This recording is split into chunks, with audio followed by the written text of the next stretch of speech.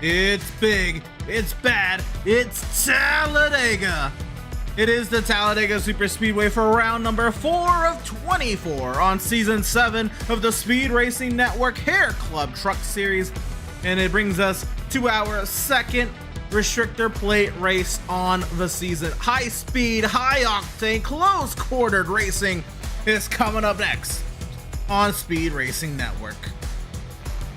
I am Emerson Arn with Jonathan Byer alongside myself in the virtual booth this evening, and we're excited to be bringing you live coverage from virtual Lincoln, Alabama. And last time out, Andrew Harris dominated in his victory at Kansas. He fended off the early season hard Chargers, and Harris, who's now second in the points, heads into Talladega with the rest of the HairClub Truck Series field, where it is another wild card. And it's upon us to shake these standings up even more. So early in the season, still so much to play for. And JB, here we are at Talladega, ready to get the action rolling tonight here. For only 45 laps, that means the sense of urgency could be a little higher up throughout the whole field tonight. Yeah, I'm excited to be back here at Talladega. Knocking out our second super speedway race of the season pretty early, but don't worry, we're not going to be done. We have Atlanta a little bit later in the schedule, but this track is it's amazing. It produces some great racing. You know, unlike Daytona, it's a little bit wider, so when they get 3 wide at Daytona, it can be pretty tight. But here, 3 wide is pretty well achievable, and you can even see 4 wide at times, especially on the front stretch with that extra half lane down there. So we'll see what the field has in store for us tonight, but you mentioned, Emerson, it's a short one, 45 laps, and one of the main reasons it is so short is purely just based on how big this racetrack is. So the mileage, to keep it on par with what we do in all our other races, the lap count has to be a little bit less. So I think we're in store for a good one tonight. I know we have 35 trucks strong here already this evening, so we'll see what happens. Absolutely, and of course you look into today's race, right? You look at, I mentioned the point standings in the opener. The only drivers who don't care how the standings look after today's race are Chris Luttrell, who won Daytona, by the way, could be a favorite for tonight's race, Lane Doyle and Andrew Harris, who won Rockingham and Kansas. Everyone else, the points are so tight. You see third place in points, Drake Carty with 97 points, and you know, you have 24th in points with 55 points. Just in that alone could be a shift in points. You know, 3rd to 24th, that's a bulk of the field. That's most of the playoff spots. That's a lot to play for tonight. And this could really make or break the start of your season as we head into a road course and everything to really, you know, get things geared in the right direction. 100%. Well, here we go. The qualifying session has just concluded. We have ticked over into our starting lineup for tonight's race. JB, it's time to go through our starting lineup, and it is on your screen right now. It's Jeffrey Vickery leading the field to the green this evening. He ran a 54.924 in qualifying in that number 51 machine. Jason Green will start to his outside. Row 2, it's Daniel Butler, David Flanagan. 5th place, Drake Carty. 6th place, Andrew Harris, last week's winner, will start 6th. Matthew Greathouse, 7th. Evan Carlbon, 8th. I hear he's got a lot of plate racing experience. Look for Evan Carlbon to be a prominent figure in tonight's event. And Lane Doyle starts 9th with Jeffrey Radke rounding out the top 10, JB. Bo Brady starts 11th. Ben Park 12th. Sean Merriman will roll off 13th. Wally Babb 14th. Austin DeLong 15th. Michael Seidor in 16th. James Jackson, a familiar face for some of our SRN veterans. He's going to make a one-off start this evening, going to start 17th. Jason Kradke 18th. Kyle Johnson 19th. And Sean Corcoran rounds out our top 20. Finding our way back to the 20th, that'll be Sean Long. Cal Spees will start 22nd. Chris Luttrell, Daytona race winner, starts 23rd. Look for him to work his way up to the pack. Scott Colosta looking for his first win there in the 24th position. Shane Ledoux 25th. Joe Ruggles 26th. Zachary Tallman then 27th. Robert Vick 28th. And row 15 we find Jackson Wade making his SRN return to competition, and Trevor Edwards in the 71 machine will start 30th. Rounding out the field, 31st, Aaron Johnson subbing tonight for Justin Smith. Connor Cunningham will start 32nd. Dan Park in 33rd. Dylan Godinez 34th. And Mark Person will round the field out in 35th. And so that is how the 35 trucks who showed up tonight will take the green flag this evening, barring a couple EOLs here. And so the pacing has begun on the front straightaway here, JB. We've got a long pace lap, plenty to talk about. And I know, it's kind of a who's who of anyone will win at these places. Chris Luttrell went, in his opening start, opening race here in SRN, took victory.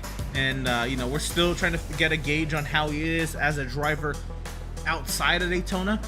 So we don't really know who will, take the checkers tonight, JB. But, you have a 1 in 35 chance. Who you got?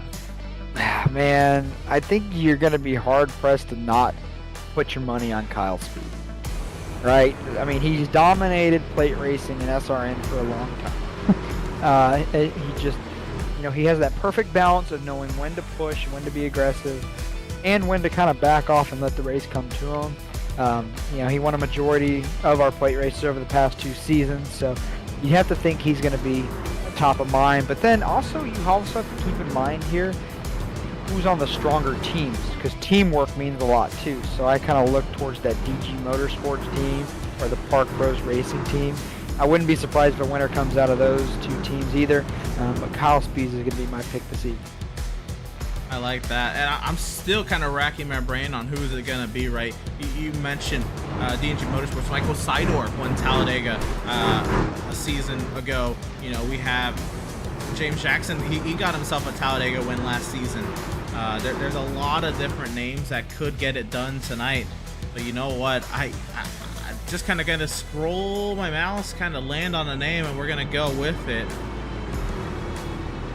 And we landed on Matthew Greathouse. So that's a good pick. Starting P8.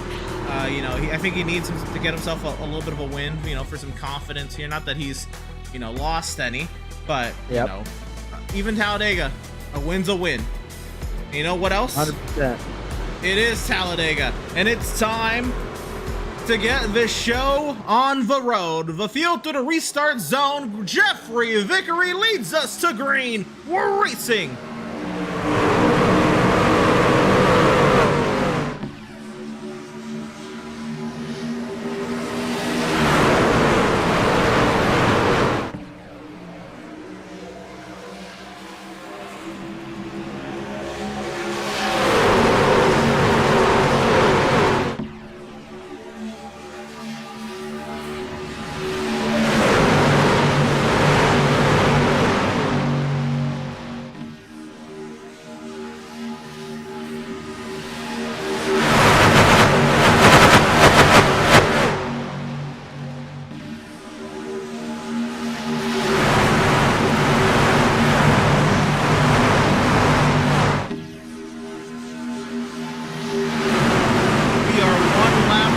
From the initial start of this one here at Talladega, and it's a dead heat across the stripe. Nearly think Vickery led the lap, but Green heads them down into turn number 1. Good start to this event. You see 2 distinct lines forming. Look for it to stay that way, at least for the first part of this race, right? As time starts to tick down, especially with how short this race is, you're going to see that aggression level pick up a little bit. But I do think back a little bit to Daytona. We saw a long green flag run to bust that race off. So if that happens here tonight, we do have to consider what strategy you can play as far as when you want to put the fuel in the truck naturally, because green-white checkers are a thing that happen here quite a bit. So you want to make sure you don't have just enough to get to the actual finish line on the scheduled distance. You want to have a little bit extra. So we'll kind of see how that develops over the course of tonight's event. Right now, Jason Green has a big head of steam charge from David Flanagan on the rear end here. We'll see how this one continues to play out. Who's right aboard with the 55 of Green. Most of the field just looks like they're just keeping these 2 lines together. You got a couple guys out back kind of just hanging a little bit off that pack. A strategy I used to employ when I was driving. Didn't always work for me, but I definitely kept the truck clean most of the time. Oh, truck in the wall! Jason Green! I don't know if that was a bad push or something, but that truck just took a right-hand turn into the outside wall. Luckily, nobody else involved in that but the 55 truck. Look at that right front fender, JB. That truck is hurt. Yeah, And, I mean, good news for him here is that truck's not smoking, right. which makes me think that the engine might be okay. Obviously going to be way out the pace and going to have to try to get some of that fixed. And without the draft, it's already hard. But now it's going to be even more of a struggle. But we'll keep an eye on that 55 truck. Check this out. 3 wide back here. Oh, baby. Remember how I said a second ago that everybody's just going to keep these lanes moving for right now? We'll see it eventually wake up. I forgot this is SRN. These guys, we just don't do that around here. We don't. We're all about it, right? This high octane, close quartered racing. This is what we look for on the schedule. This is what a lot of these drivers look to as their, great equalizer, their chance to make the playoffs.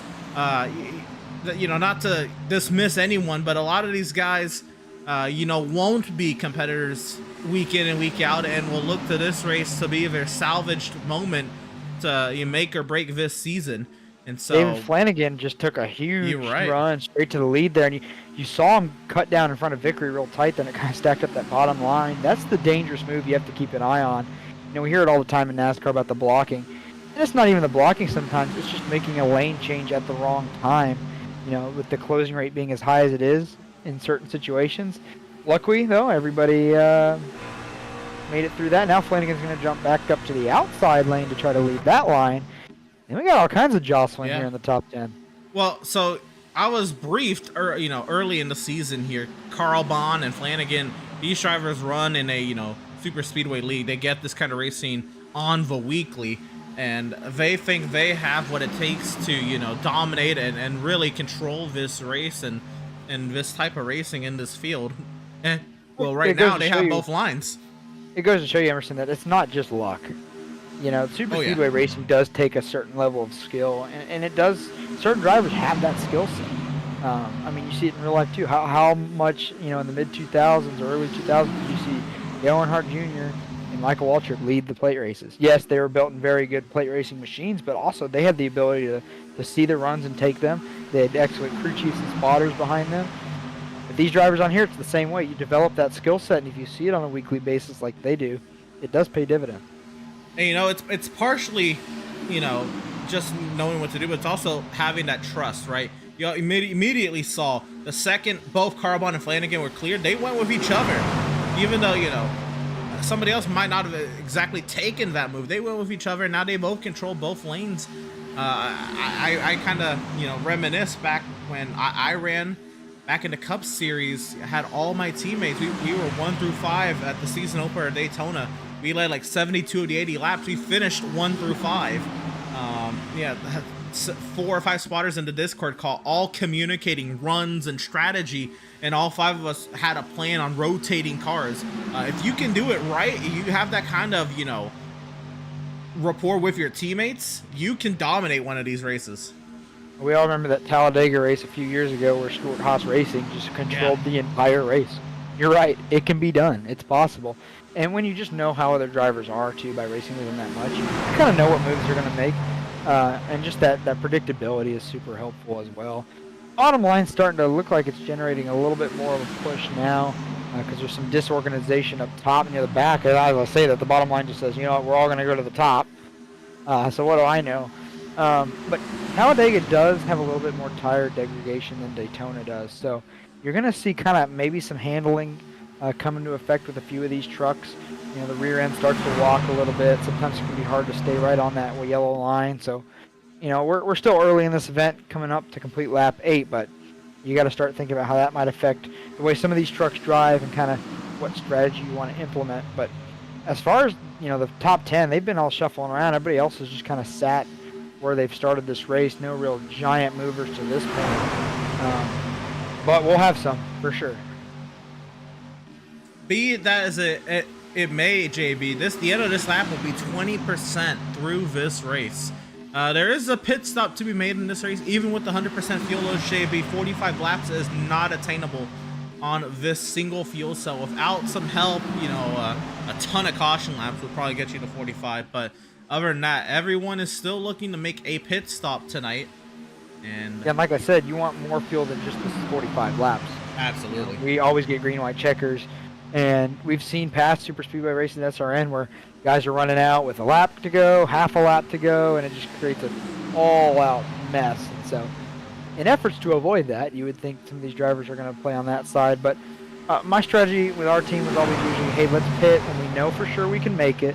And if we just get another early caution, come top off, and you're probably good to go to the end. But where you make your green flag stop, if we choose to get there, that's a little bit more tricky, because then you have to really coordinate with your team. Okay, can we get everybody to the bottom? Can we pit together?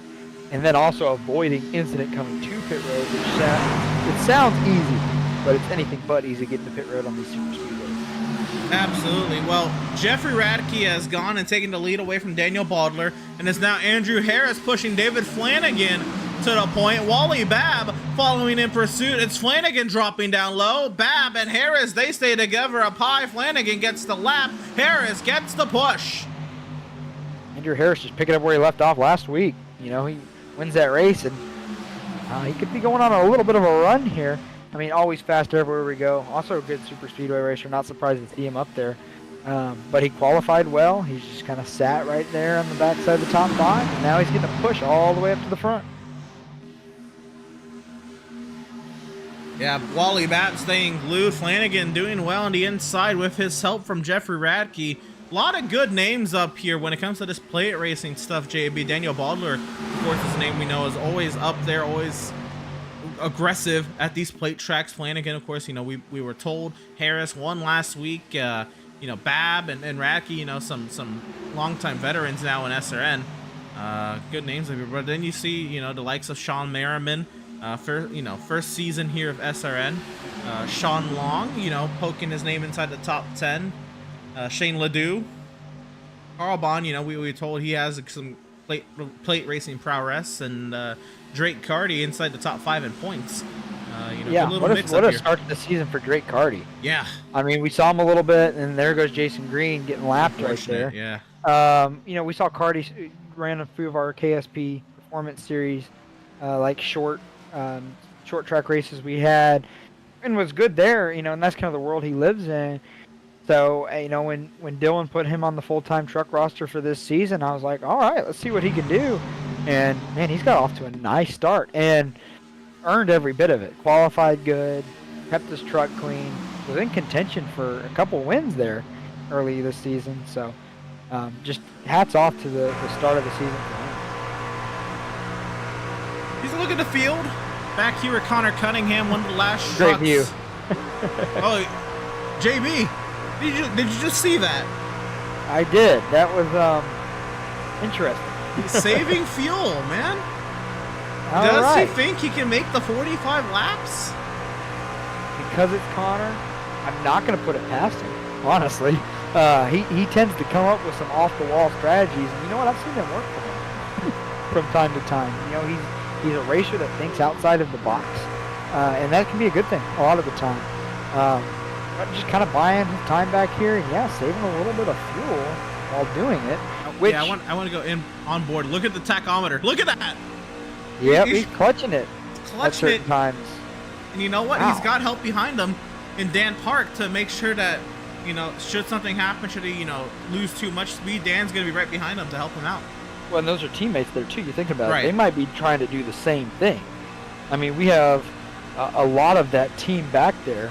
You know, the only exception being Andrew Harris is up here in the front. And then, obviously, we saw Jason Green, unfortunately, another member of their team in trouble early. But maybe they practiced something and tried to figure out what the fuel load could actually be. And we'll definitely have to keep an eye on that. When things are starting to get a little bit more lively up here. 3 wide up trying to make a third line work.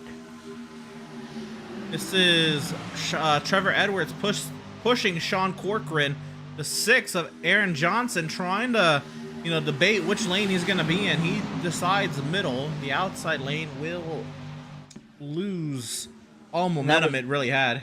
That was the Rolo Tony's team right there, Spencer Brown's team, all working together right there. Maybe just trying to see, hey, what can we do if we do jump to the outside? Maybe trying to take some notes for later. But they get back in line. We're all back 2 by 2 now. You see now in the back a lot of guys single file to the bottom, so maybe they are trying to coordinate. When are we going to make this stop? Do we want to make it as soon as we know we can do it for sure?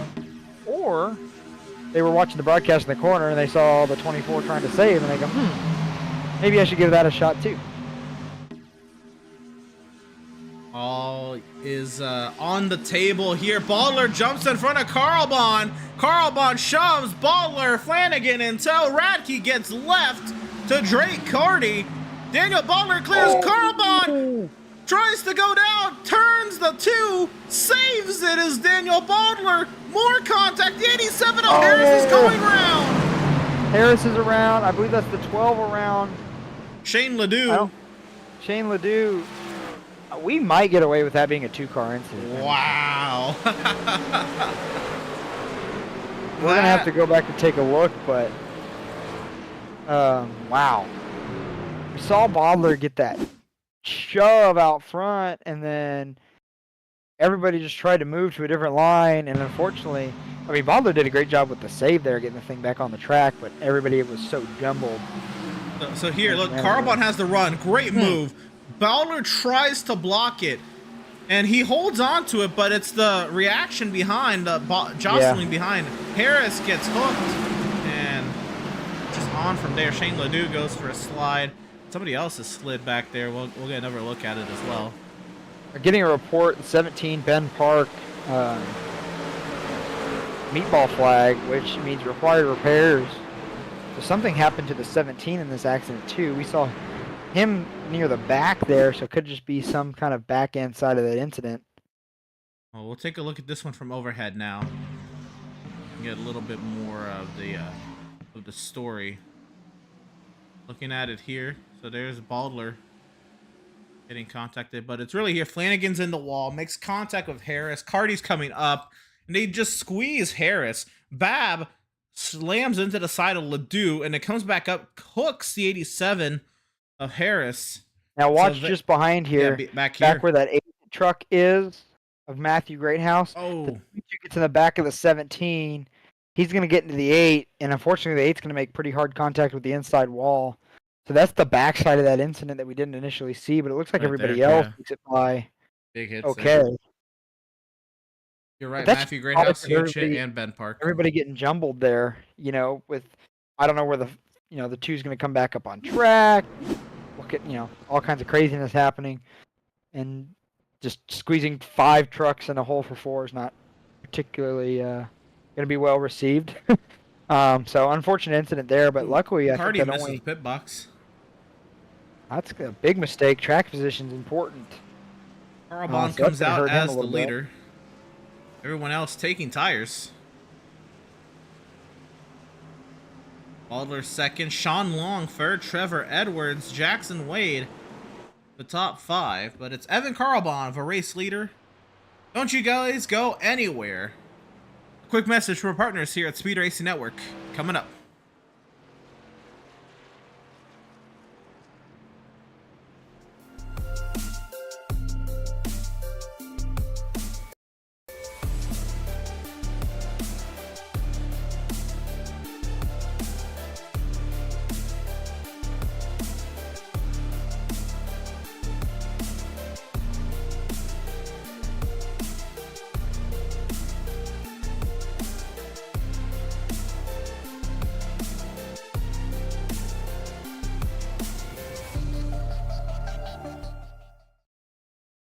What I'm about to do is something you never want to do, ever, period. But because I have top coat F11, I can. Watch this.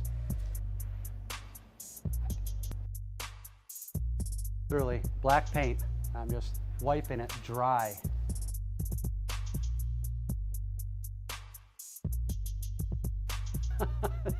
Come on, you can't beat that. You just can't beat that.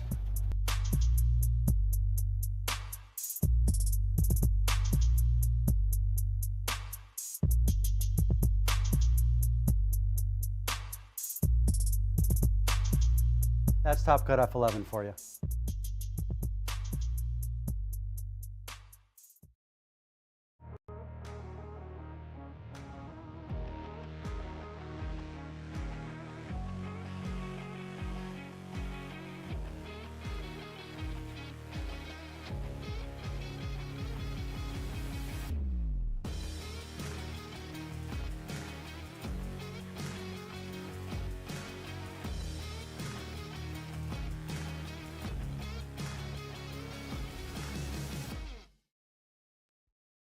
Racing isn't easy, but experiencing it is. iRacing puts you in the driver's seat with the industry's leading sim racing game. Drive on laser scan replicas of the greatest racing circuits from around the world. Go head-to-head against other drivers chosen by skill-based matchmaking to ensure competitive racing at every level. Compete across all your favorite series. In officially licensed cars, engineered to deliver the most accurate driving experience possible.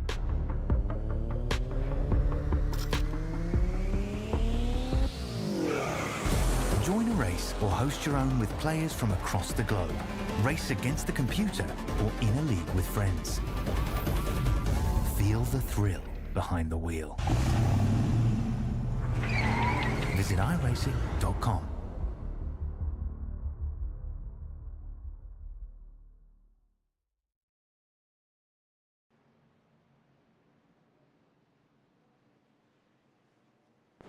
Welcome, race fans, back to the virtual Talladega Super Speedway.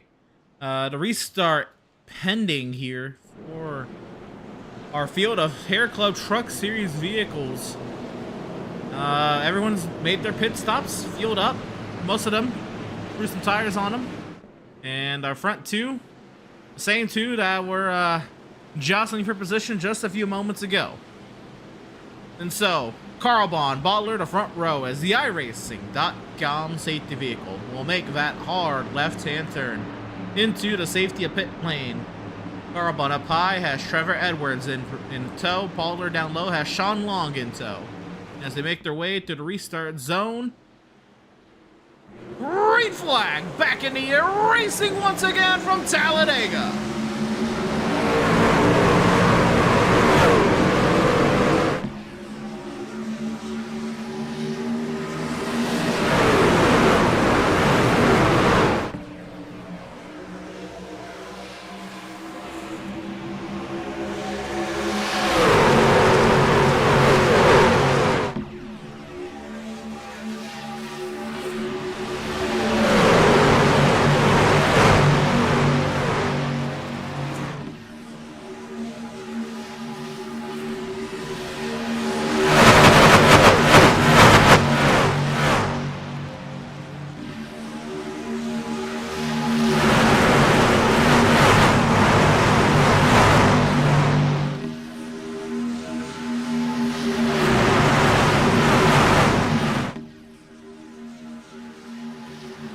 Completion of lap 20 goes to Trevor Edwards in the 71 machine.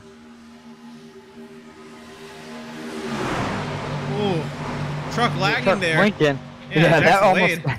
that looked weird. It kind of flipped his truck upside down for a second.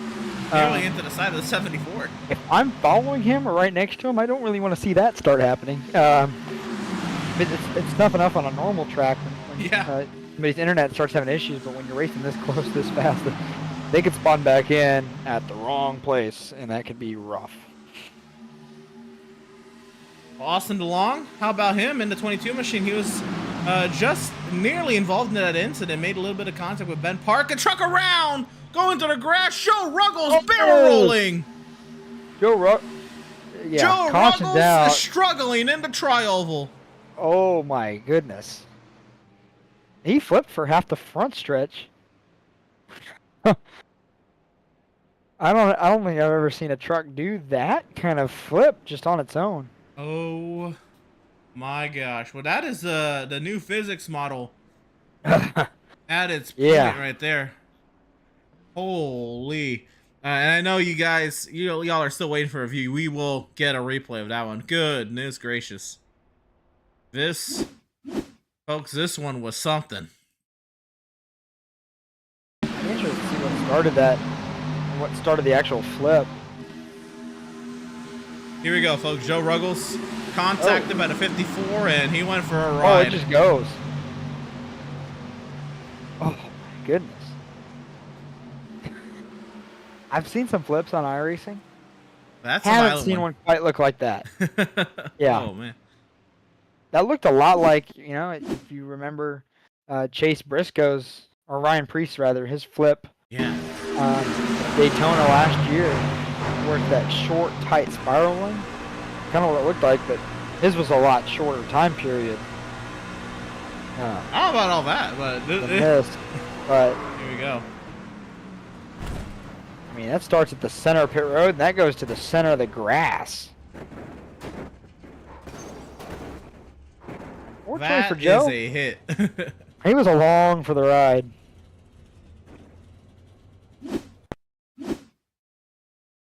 Goodness gracious. Well, Joe Ruggles, you might have gone down in SRN history for the most barrel rolls in a single accident. Maybe not a stat you want to be This will be a view. For, but somebody's got to have it.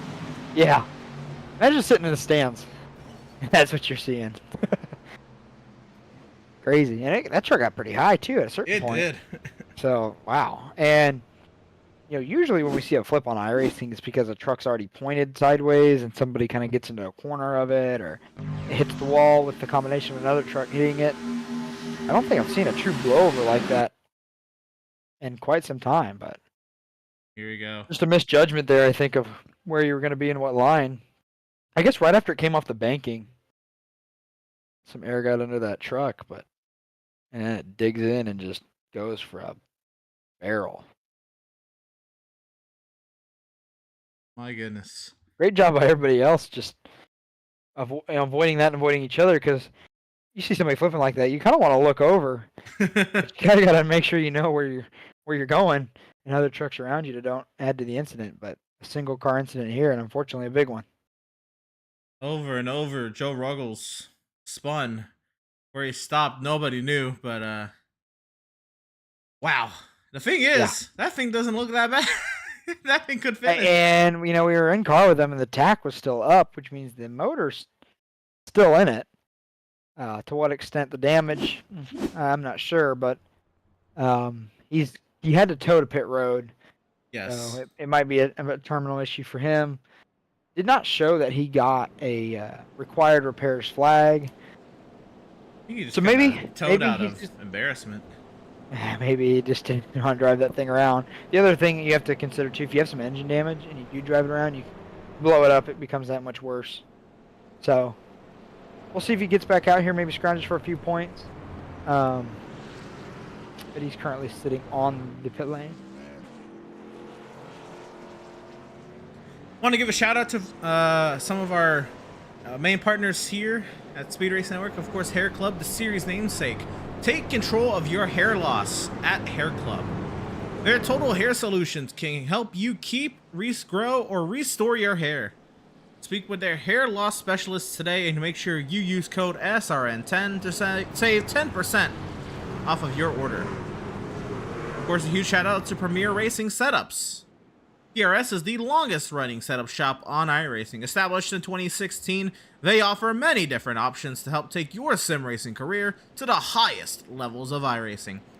With over 50,000 customers worldwide, they have got the tools you need to compete with the best sim racers iRacing has to offer. Make sure you use code SPEEDNETWORK15 to save 15% on your order. And of course, a huge shout out to Admin Box. Admin Box is built by iRacers for iRacers. The goal, to make race control as easy as possible. Each Admin Box connects via USB and features pre-programmed commands for race controlling, driver functioning, and pit options. LED backlighting makes the buttons highly visible in any situation. Use code SRN-BOX, that's BOXX, for 10% off of your order. Couple notes here. Emerson, Matthew Greathouse, and Joe Ruggles have retired from this event.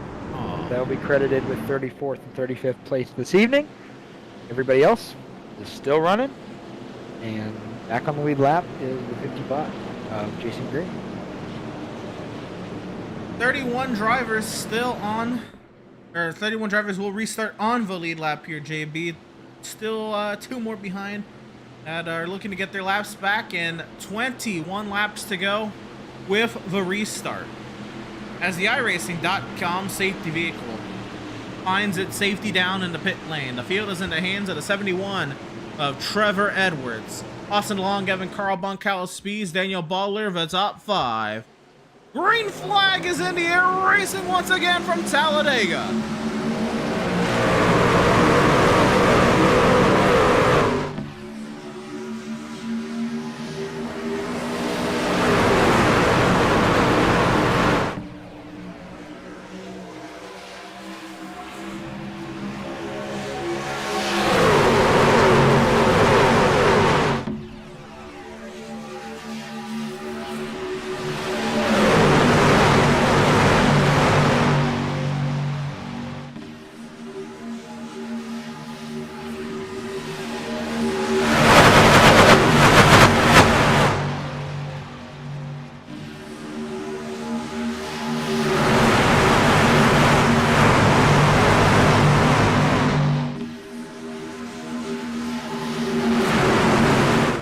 Truck around Evan Carlbon into the heart of the field. Sean Long, Scott Kalal.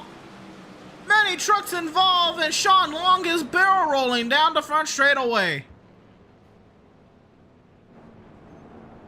That was big. That was in the wrong spot. The tri-oval for you. Man, and Sean Long goes for a ride. Another truck upside down in this one. Looks like it started with the 78. Couldn't tell if he tried to get in a hole that wasn't there, or maybe somebody else tried to take a run. Turns him sideways, and well, when you're second car in line and you start not pointing in the right direction, you're usually going to be big. And that one was lots of trucks involved. Here we go. Baldler tried to get to the inside of Carlbon. Those two, this is the second time they've come together at this time. A little too much for us to get a look at. Yeah, that's a lot of... Yeah, we were trying to figure out exactly what happened there. There were trucks all over the place. Kind of quicker to tell you who wasn't involved, but are you ready for the list? Daniel Bodler, Evan Carlbon, Trevor Edwards, Jackson Wade, Sean Long, Connor Cunningham, Lane Doyle, Drake Carty, Scott Claw, Aaron Johnson, Bo Brady, Kyle Johnson, Jeffrey Rackery, Chris Luttrell, Jason Crackey, Dylan Godinez, Jeffrey Vickery, and James Jett were involved in that last incident. So... that's a lot. That's a lot of trucks. Now, some of them recorded just incident point because they dove through the grass to get to pit road to avoid. I know for sure with the 17, the 24, and I believe one other, we saw cut down the pit lane to avoid it. So they will get that pit road entrance penalty cleared by the admins and be able to continue. We'll see who comes down pit road here. Jason Green, I think, still trying to get repairs from the initials, but a lot of these trucks, man, not looking too hot. Yeah, there's Scott Kalal's machine. We saw him involved. Sean Long went for a wild ride. There he is. Little bit of damage to Kyle Johnson's machine, getting that repaired. Radke's truck looks okay. Ben Park getting some damage repair from that first caution. Radke. Carlbon was the one who went around initially. That truck still looks okay. Yeah, we saw a lot of carnage there, but not a lot of really tough hits. Probably a product of just being so close together. You know, when they hit, they're kind of going a similar speed rather than just hitting something square like a truck that's spun off the track and back on the track. So a lot of incident points recorded there. But it doesn't look like anybody had real big damage. Seeing who's still sitting on pit road with damage, and it looks like the 6. Aaron Johnson again subbing tonight for Justin Smith. Pretty significant damage to that machine he had to tow. And there's one other truck as well sitting there with him. I imagine that would be Sean Long, considering the barrel roll we saw him on in that incident. So, JB, this is now in 27 laps, the second time Daniel Baller and Evan Carlbon have come together. Now, we know Carlbon, we're still trying, to get a, grip of, who he is and what kind of a driver he will be here in SRN. These two, man, they've come to blows already twice, and there's still 2/5 left of this race. There's still a good 18 laps. Yeah, I mean, they're both, I think from what we've seen from Carl Ball, we can make this assessment. We know Bodler, like you said, two aggressive drivers that are just going to always go for it. And while that's not necessarily against any kind of rules at any point in time, it can cause some calamity when you have those two kind of drivers right there together at the same time, trying to do the same thing. I think that's just what we saw there, ultimately. Doesn't look like the two is going to be affected very much at all by this incident. Don't see a lot of damage on that machine. Obviously, this will send the 78 to the back of the pack, so at least they'll be separated for the time being. But Carl Bond, like we said, really good plate race trip. That truck's still in really good shape. We'll probably see him eventually find his way back up here. I don't think we're done, man. I think we had one incident where Baldler nearly going off the nose at a 78. This time the 78 going off the nose at a 2. There could be a chapter 3 that still hasn't been written yet. But that's why we're here, and that's what we're going to find out. This restart will be coming here with 17 laps to go. We lap 29 of 45. Trevor Edwards, the 71 machine. As you said, substitute driver JB. Here he is trying to make his mark, leave his mark on SRN, albeit at Talladega. But Austin DeLong searching for a Speed Racing Network victory. He restarts second. Kyle Spees, that's your pick, JB. Always fast at these plate tracks. You said it'd be hard to not pick him. Well, he's proving why. In contention here at the end of it. Finds his way on up there. Yeah, clean truck. Sean Corcoran, 74. This is a name. Let's be real. We don't mention on a week-to-week basis up here. This is some nice territory for him. Daniel Baller, we've already talked about. Sean Merriman, restarting 6th. First season of SRN. Get it kick-started with a victory here. Jackson Wade in his return. Sidor, the Talladega race winner from previous. Godinez and Bab, the top 10. As the iRacing.com safety vehicle finds its safety in the pit lane, the field in the hands of Trevor Edwards, and racing resumes from Dega.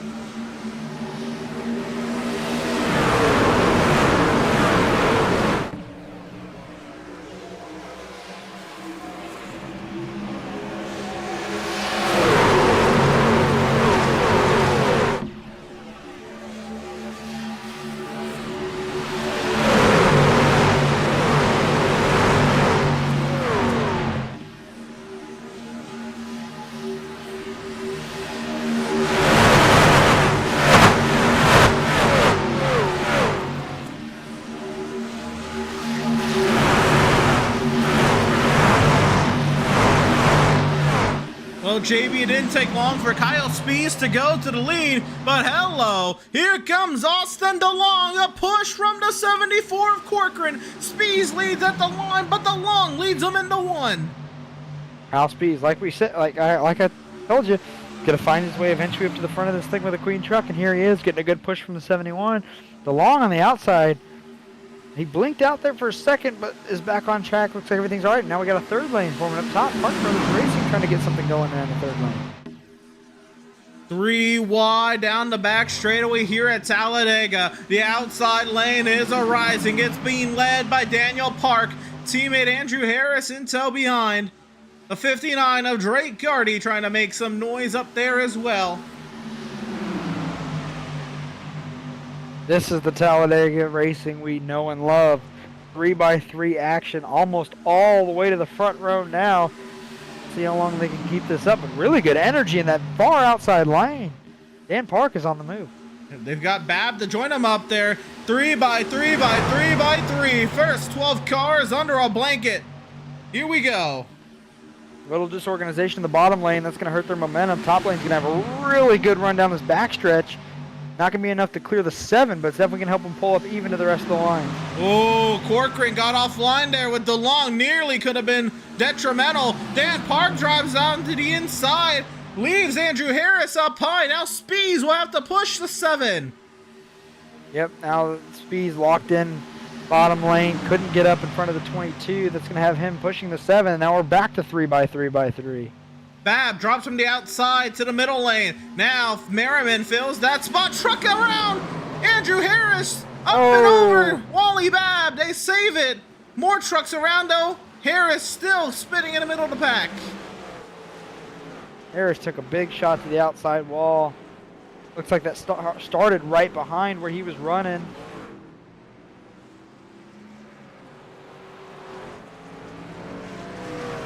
Man, we knew it was coming. It was pretty heat action there for a good couple laps, and eventually that boils over. Impressive run to get the number 7 truck to the front, and he kind of left his teammate up there high and dry. And ultimately, Harris was caught up in that one. Well, we'll get most of the wreck, but the sim doesn't like it going all the way through. We'll see there, Cardi, just a little bit of a slightly off-center push to Harris. Yep. And back into Hard the hit field. Harris to the outside wall. Yeah, off-center pushes. Those will get him every time. And as much as you think it's easy to just line up somebody's bumper and hit it straight on, you don't know if that driver in front of you is going to go, jog a little left, a little right. This track is so wide. That lane is kind of undefined, right? At Daytona, it's kind of the white stripes, kind of, you stay within those lanes pretty much because the car will fit there. Well, here you can fit more than a car in there. So you don't know if somebody's going to be running their left sides on that white line, maybe the right side's up to the top of the white line.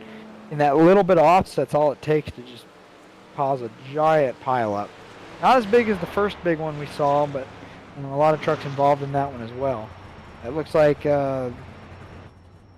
Andrew Harris was the worst for wear on that one. Didn't see anybody else have to tow to the pit lane. No other retirees from this event either, so people are coming down pit road trying to get it fixed up, see what else they can get for point. Never too late to save fuel, JB. Daniel Park, his truck was silent approaching that pace car. Yeah, fuel is an interesting dynamic here at the super speedways because, of course, you have to have enough. But you don't want to take too much, right? You want the truck to be as light as possible. You want it to be as fast as possible. You might actually even like the way it handles. Yep, track position, but you might also like the way it handles with less of fuel load. It's all preference. But if he's thinking, I have enough to get to the scheduled distance right now, but during this caution I can save enough to get me at least one green-white checker worth. Of course, he's going to get up there. He's going to save that. So that's probably what these top few are doing. Again, don't know how much fuel they took on their last pit stop. But the top 5 only stopped one time, and they likely stopped on that first yellow. So they've been out there for a little bit now. 17 laps, I believe, since their last pit stop. So with 12 to go, they're still probably okay, but a little bit extra is never a problem. Off the pit lane, Ben Park, Jeffrey Vickery. Everyone else probably more than likely getting some damage repairs here. Also there, Mark Person. Yeah, it is Mark Person off the pit lane. You kind of got to just repair what you can here. Lap. Oh, Mark Person getting back out there. We saw him have a good run in our season opener at Daytona. Jason Green, Andrew Harris. Brady's 9 truck doesn't look too bad. No, not too bad. These guys are going to try to get it fixed up, try to get a couple more spots if they can. I feel like we're saying this every week, Emerson, but it's just rings true every year. Points. You can go out there and get a couple more points. Avoid using this week as a drop week. You have that extra drop week in your back pocket. If something happens and you miss a race or you wreck early in one of the next few, you'll be glad that you got it fixed, got back out here, and maybe even got 2 or 3 more spots because that can make the difference. Historically, since SRN's used the win and we're in format for the playoffs, it's never been full of winners. At least half always point their way in. So you're always banking on points. But then also for the winners, you want to improve that regular season ending points finishing position so you could take advantage of the bonus points you get to use for the first round. So never too early to start thinking about points. And I think we need to just put that on a replay clip for every race. 'Cause I think we've said it every race so far this season. Well, let's look forward a little bit, JB. We have Talladega tonight, Watkins Glen next week, and Iowa the week after. Late race road course, short track. Before we get Sounds back like we're trying to recreate the NASCAR playoffs here. Yeah. Almost. Yeah, no, Watkins Glen's an interesting one. Really like it in these trucks, though. It drives really fun in these trucks because it's a more high-speed road course. It's shorter in distance. Usually puts on a pretty good SRN show for road courses. So I'm looking forward to that one. Iowa, man, we've had some really good races in SRN history in Iowa, too. Another great track for these trucks. Going to be a really good test for who's kind of going to be that short track guy this year. You know, we don't go to many, but we have the Milwaukee Mile, IRP, Richmond, tracks like that. So there are a few of them on the schedule. We'll kind of get a glimpse of who's got that handled first. And knocking 2 super speedways out of the way early, a mile and a half, felt like it's just kind of been anybody's race. I think you're really going to see over the next few weeks those drivers that specialize in something, either your road course racers or your short track guys, are going to start to stand out a little bit. It's always kind of cool too to see who kind of fills those roles year after year. Absolutely. We look, tonight to see does Cal Speeds keep the plate track crown. Do we look to find our next Adrian Schumacher next week? And who knows at Iowa? Because Iowa, yes, it's a short track, but man, it's a fun one. It is multi-groove. It runs like an intermediate. That's gonna be fun as well. So, as the professionals say, it's racy. Racy, oh yeah. Here we go. As the iRacing.com safety vehicle will make that hard left-hand turn into the safety of pit lane. The field will be in the hands of Daniel Park. This one comes with 10 laps to go. Green flag back in the air. Who's gonna win this race?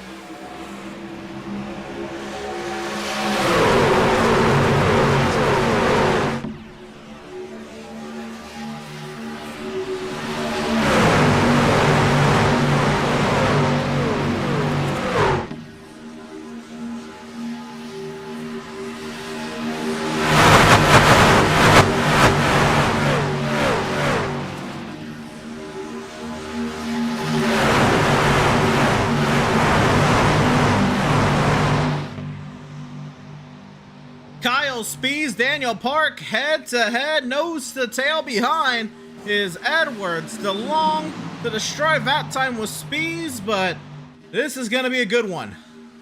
Yeah, tight racing all the way through. 2 defined lines. Everything's getting a little bit tighter. Careful watching that 7 on the front. He's having a battle there with that yellow line. If you get that just the wrong way on the front splitter, it can actually upset your truck a little bit, but no harm, no foul. He's getting a really good push to throw from the 22. But same thing on top. Really good push to 71 to the 36. And here's where, JB, I think, experience is going to be key. I think Kyle Speeds, he's been in this position before. Yes, there's nerves, of course. You're competing for the race win. But it won't be anywhere near as high as I think Dan Park, who right now, in his eyes could be looking at a potential first career SRN victory. I'd be jittery right now, man. I remember I was, leading at Iowa, and my heart rate was like through the roof. I was potentially gonna lock one up myself, man. I can't imagine what Dan's going through right now. Also, while trying to, not clip the yellow line, not spin off the nose of the truck behind him. There's a lot going on in the mind of that seven machine right now. There's a lot to think about. Oh yeah. A lot to think about. But he's had a good quiet start to this season, and he's a good speedway racer as well. So no surprise to see him up here. Yeah, if you think this doesn't mean much to these guys, just ask them, man. They'll tell you. Your hands start sweating. You start thinking about it. Oh yeah. Everybody wants to win an SRN race. Trevor Edwards, he jumps up high. Middle. Yeah, it looks like the line's going to go with Spees. They know Spees more. Exactly, that's what I was going to say. Edwards is a substitute driver. They don't really know him that well. Maybe just not want to help him out this much. Now the 74, Sean Corcoran jumps to the outside line in front of Spees. He's going to get a push. He's had a pretty good run tonight. Been sitting there right inside the top 10 ever since that first wreck. Now Corcoran's leading that line. Ooh, 71 just got squeezed in the outside wall. They're a little further back. No incident though. Looks like everybody was able to keep it the right way. Oh, but... blowing up Austin DeLong. The engine has grenaded and trucks are sideways. And hard into the fence. Here we go. Many trucks around. Man. This is the big one. Another massive one. Sean Merriman. And this wasn't anybody's fault here, Emerson. The 22, just the engine just looks like it expired. And unfortunately, in a tough part of the racetrack in the middle of the corner where you can't really just get right on the apron and out of the way, did a good job trying to get it out of the way as quick as he could, but it stacked everybody up. And wow, that was another massive one. Well, we can see how it started, but I have a feeling we kind of know what's to be expected here. This is how it began. We obviously saw DeLong grenade, but back here, everyone checking up behind was, you know, what really shook it off here. Zachary Tallman in the 90 machine gets into the back of Godinez. Big run here to 13, just right. Robert Vick right into the back of, is that James Jackson to the 29? Yep, that's James Jackson. And they're around along for the ride. All you got to know from there. It's on from there. I mean, the 22 did all he could right there to try to get that truck out of the way as quick as possible. Just honestly, probably one of the worst spots on the racetrack it could happen, unfortunately. Wonder why that truck, I mean, we saw him giving a really, really good push to Dan there for a long time. Just wonder that truck overheated and eventually just the engine just expired on him. You don't see that a lot here in the service, but if you do run them hot, it's definitely possible. I wonder if that was one of those, right, like it blew up very early, right? Because when you push here, especially when you have the you can hit a button on your keyboard at I believe it's the letter D. It pulls up a digital dash for you to see, you know, numerically see your temperature, and it gets to the orange around 265 and red, call it 280, 284, right? Would be when it flicks over to red. But you usually have some leeway. Of course, once it gets to red, it's a higher chance of blowing up no matter what number it is. But usually you can get 290 and still be okay to, okay, I gotta, you know, get air to it now and cool it down. I wonder if it was one of those, you know, lower chances but still plausible, you know, kind of blew up at 287 kind of temps. Yeah, I think you're right, Emerson. I think it just maybe one that expired on him a little early, because if drivers know it's getting hot, they'll try to pull out a line, and even the iRacing spotter will say your engine's getting warm. Give you a heads up even if you're not actively looking at it.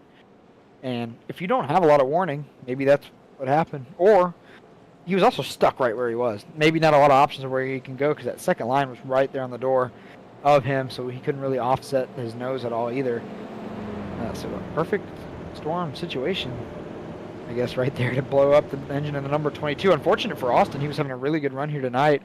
Was up front for a majority of this event. JB, who's up front now? Look at this.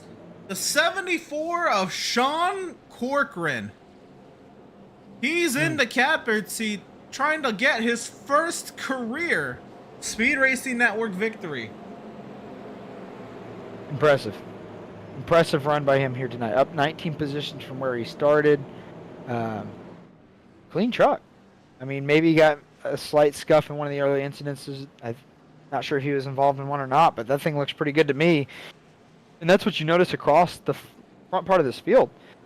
All these trucks are pretty clean. You know, these are the guys who have managed to stay out of some large trouble. Whether that be riding in the front, riding in the back, definitely not in the middle, from what we've seen. What we say all the time, you have to be there at the end to have a chance. Protect the truck and have the whole truck there at the end of the race. And, well, we're going to restart this with 3 laps to go. And these guys that you see on your screen right here, they have the truck still here, which gives them a fair shot. Still think we have about 15 or 20 trucks that are good enough to maybe compete with this, but with 3 laps, track position starts to become a limiting factor.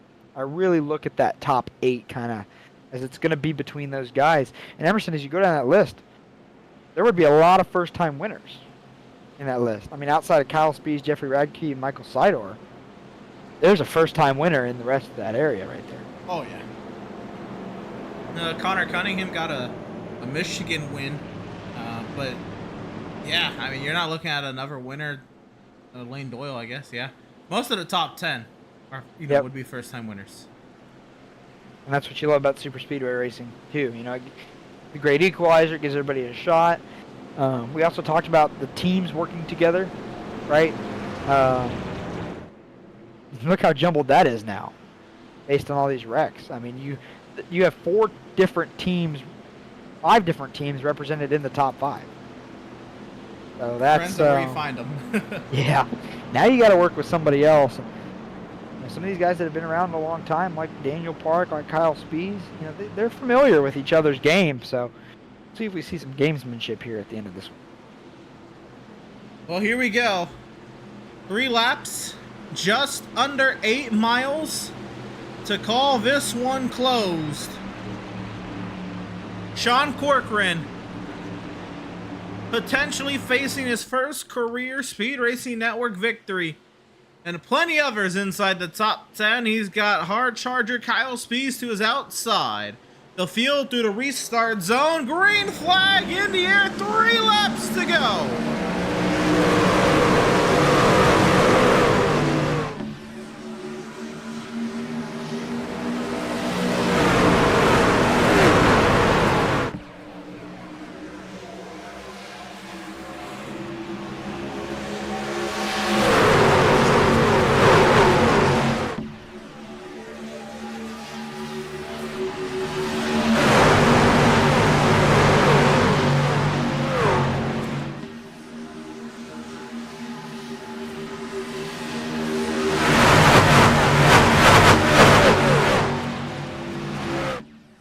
The aggression is picking up, and as Sean Corcoran cleared out in front, he could jump up high if he wants. He'll stick loyal to Dan Park down low. Side by side through the tri-oval, 2 laps to go. Corcoran and Daniel Park down low. Spees and Jeffrey Radke up high. Park splits them 3 wide. Great move by Dan Park to get to the inside of the 74. He's got a great push from Jack Sway behind him. But then you have Radke and Spees up top. They work well together. They work together really well in past super speedway events. Now Kyle Johnson's trying to fill the middle. Now everybody's just scrambling, trying to find a dancing partner with a lap and a half left to go. Look up high. Michael Seidor, Talladega race winner from last season, trying to get it done. The 59 Great party, his teammate. Their teammates paired together up top. They just have no help right now. Dan Park's still sole possession of whatever he wants. Really good push by that 69 truck getting him there. Well, Dan Park leads through the tri-oval. How many times does the leader of the white make it back to the checkers as the leader? I don't think Park wants to know, but 1 lap to go. We'll find out. Somebody's going to have to do something to split the middle of these guys, try to get underneath it. I don't think Dan Park's going to give up that yellow line, though. Jackson Way now clear. He can jump up in front of the 36 if he wishes. He stays loyal to the 7. Flanagan trying to push forward as well. Kyle Spees, the help is just not there. All out push on the bottom lane. Wrecking behind. He's going to go around. Big wreck behind, but it's Daniel Park, Jackson Wade, and Kyle Johnson racing to the checkers. It's going to be huge back there. Absolutely bonkers crash behind, but through the tri-oval. Dan Park goes around. Jackson Wade, Kyle Johnson collide. I think it's Johnson. Zeros across the scoring pylon, but Kyle Johnson is scored as the leader, the winner. Oh no, a heartbreak for Daniel Park. Oh my goodness. Kyle Johnson is officially showing as the winner. We will go back and, of course, review it physically. I know admins are looking at it right now. Wait for their official word, but there's a lot to unpack there. that last half lap. Of course, first, the checkers. Who got back to the line first?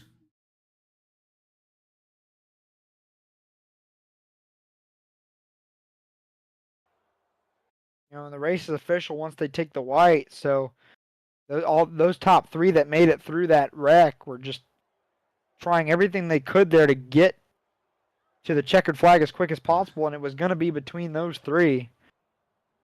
And for a second there, it looks like Jackson Wade moved the 7 out of the way enough to come home with it.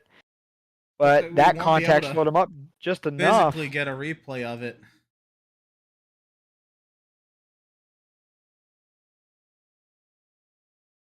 That is unfortunate, but we can at least go try to deduce how this one came to an end back here.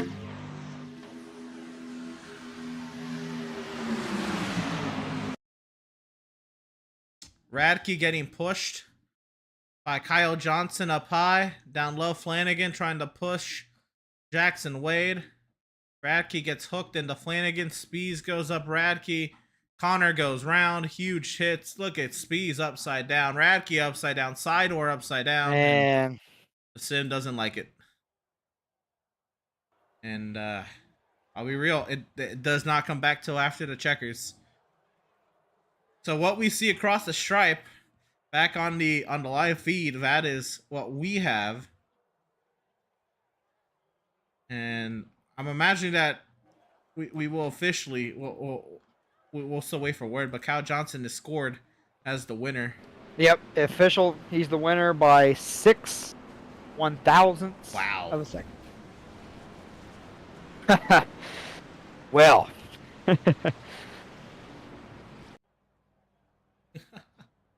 Oh my goodness. Well, this one's gonna be hard to find some footage of him because I don't think he had the chance to do a burnout. No, I don't think that truck was in moving shape there, to say the least. Well, we'll get the opportunity to talk to our race winner here from Talladega, driver of the number 48 of Kyle Johnson. We sift through channels. I actually don't see him in the Discord, JB. So he's down here hiding. I'll drag him up to the waiting room for us. Well, we'll get the opportunity now to talk to our race winner driver of the number 48 Laconia Setup Shop Chevrolet Silverado, Kyle Johnson. How about it? Yeah, man, that was pretty wild to say the least. So much went on there, and then let's walk through the white flag. You're kind of in the thick of the pack here. You're trying to get that outside lane moving, and it's just not moving. It's not grabbing. And then a little bit of a push gone haywire. And what's going through your mind through all this?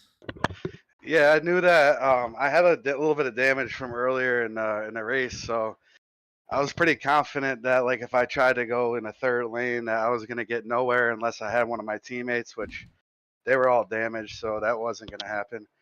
So I just kind of wanted to just try to get a top 5, and just when things went haywire, I came out in third, and I knew that with the 2 of them in front of me that they were gonna fan out at some point. Because obviously the guy in second, he's not just going to sit there and let the other guy win it. So I just stayed in line and waited for my run, and I was going to go wherever they weren't. They got tangled, and I went to the high side. He tried to clear me out at the last second, but it was barely enough. Well, Kyle Johnson, this win, of course, solidifies you for playoff contention this season. A little bit of a weight lifted off your shoulders, I imagine. Yeah, some of the tracks have been like, you know, I've been running good and stuff like that, but it's easy to get caught up in something that feels this big. So it's good to finally get some luck on my side. I was just like trying to just get through this race and then hopefully have a good finish, and that's exactly what happened. I sat in the back most of the beginning of the race. That was my plan, but I still got caught up in something. But luckily, it was only like 50 minutes of damage, so I was able to get that done, and the car wasn't too far off. So I was shocked to get the win, though. Well, Kyle, next up is Watkins Glen. What do you think about your chances there? Maybe we've got about going back to back. I think I got a good chance of getting a top 10, but I'm not really sure. I'm sure there's some road course ringers out there.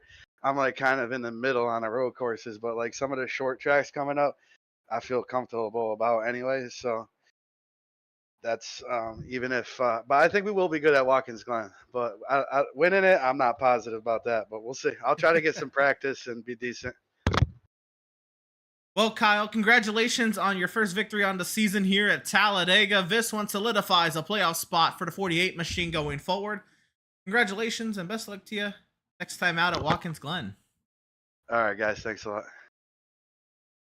And that, of course, was our race winner driver of the number 48, Kyle Johnson.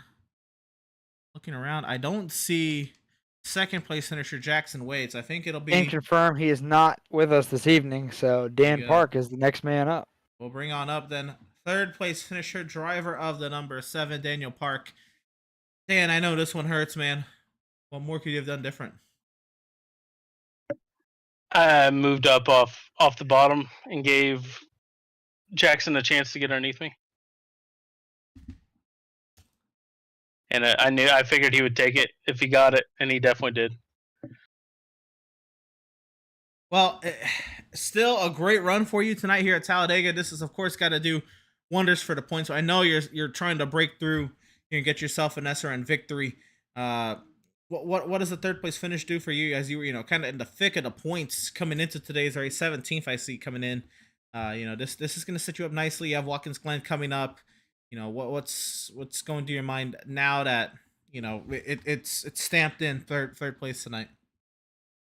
It gives me a lot more confidence moving forward. I know I can run up front. I just need to keep putting it in place. Absolutely, and tonight there was a lot of chances, or a lot of opportunity for you to be up here. You were constantly inside the top 5, top 10 in the second half of this race. What was that like for you? What was it like, getting into it with these big dogs, the Radkes, the Speeds, and all that, and how did they, react to you? Like, did they react well? Did they work with you? I felt comfortable with everybody, especially the 22 after everything that happened. He was pushing me right along. I thought we were good, and then he blew up, and I was like, well, there went that help. And I lost the lead. But the first person I have to thank with that is Andrew. Andrew Harris got me to the front. He pushed me all the way up there. Well, Dan, next up is Watkins Glen, the high-speed road course, upstate New York. What do you think about it? What do you think about your chances? I'll probably run decent. I don't think I'll be that great. Last time we ran there, I was running pretty good. So I have confidence entering there, so we'll see how it works out for me. Well, Dan, it was quite a fun race tonight here at Talladega for you. You got a bunch of TV time, a bunch of laps led, and had a chance at it there at the checkers. I know the result isn't what you wanted, but it's still something to hang your hat on. Now you're looking to get a couple spots better, and your time is coming, man. But the third place finish to get out of here tonight. Congratulations. Best of luck to you at Watkins Glen, man. Appreciate it. But I got to thank Michael Steele. He's put all of my paints together. He's actually painted all the trucks for the entire team, and they're looking mighty fine. Oh, they look good every week. Can confirm. And thanks to JB for giving us the sponsors to run on the truck. Absolutely. And you guys for putting up a amazing broadcast each and every week. Absolutely. And so that is our third place finisher tonight. Leader entering the trial, not the leader coming out. Driver of the number 7, Daniel Park, getting it third place finish tonight at Talladega. And that is how a couple of our podium finishers feel after tonight's race. Let's see how the rest of them came to the checkers tonight as the finishing results up on your screen. Let's go through it. Our race winner, then driver of the number 48, Kyle Johnson. It'll be Jackson Wade finishing second. Trevor Edwards scored in third. That's not updated. Yeah, I was hearing that at the end of the race, I think the 7 truck went backwards across the start-finish line. May have clipped pit road. iRacing automatically DQs that. Should be moved back. Dan Park did slide across the finish line in the third position. So all this will be shuffled a little bit. I'll confirm with the admin staff if that'll be the case, but that's why you see the 71 truck there in third. And fourth. All right, well, we'll keep the graphic up, but I guess I'll read off the other screen I have here that still has Dan Park in third.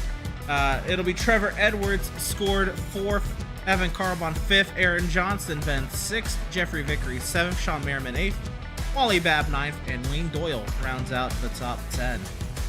Dylan Godinez brings it home in 10th. Is that right? Yep. Michael Seidor 11th. Yep, Dan Park's in there. So it's going to be off by 1. Mark Person, Robert Vick, Drake Carty, Bo Brady, Christopher Trell, Daniel Bodler, Kyle Spees, Zachary Tallman includes your top 20. Yep, it'll be Connor Cunningham, then 21st, Andrew Harris, 22nd, 23rd, then will be Scott Kalal, Ben Park will be 24th, Shane Leduvin, 25th, Jason Kratke, 26th, Sean Corcoran then in 27th, it'll be David Flanagan, 28th, Jeffrey Radke, 29th, and Sean Corcoran, Jeffrey Radke, 29th, Sean Long, that's at the top 30. Yep, and then as you see, Dan Park is down here, but he'll be up into 3rd. That will leave James Jackson, Jason Green, Austin DeLong, Joe Ruggles, Matthew Greathouse finish out the 35 truck field we had here this evening, and it was a little bit of everything you usually see at a super speedway. We busted off a long green flag run to start. We had about 3 big ones that followed. We had a photo finish. We had trucks upside down. A little bit of everything, Emerson, would be a great way to describe tonight. A little bit of everything, but nothing short of Talladega, JB. We had the high octane racing, we had the close quarters, we had the big ones, we had the close finish, we had the barrel rolls and the blow ups. We had everything. I think you are right. Yep.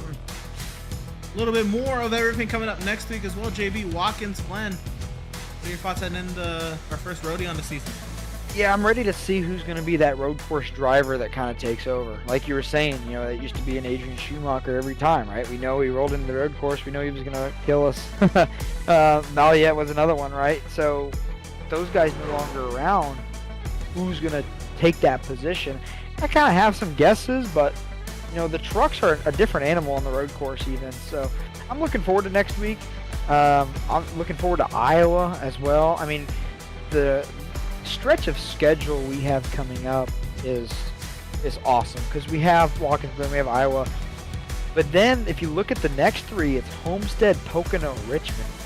That's another really 3 diverse racetracks that all demand something different. Really cool about Pocono, that week's going to be our Salute to Service week, which is usually when all of our teams and drivers bring out patriotic-based paint schemes.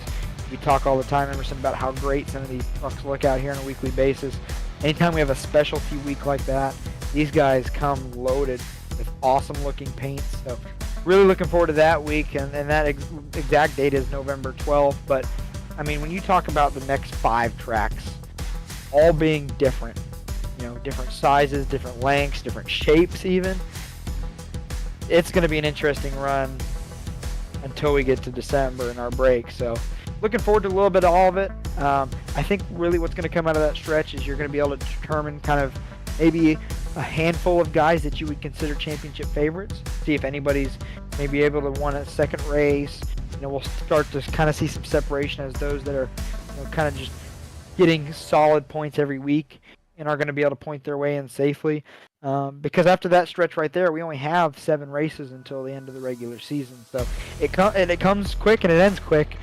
But I'm really looking forward to next week and then that little stretch to follow. We have some amazing stuff coming up, some amazing racing.